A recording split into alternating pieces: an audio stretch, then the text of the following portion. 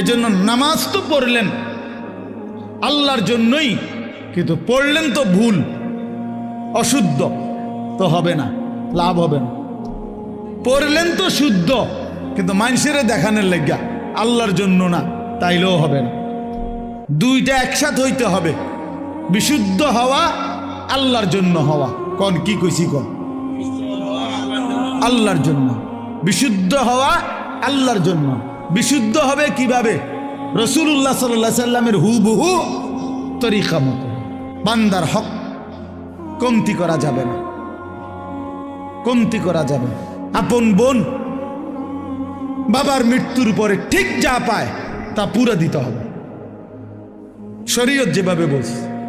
এনে ৯০০ করার, বাটপারি সিটারি করার কোনো সুযোগ নেই। আপন স্ত্রীর মোহর আদায় না করার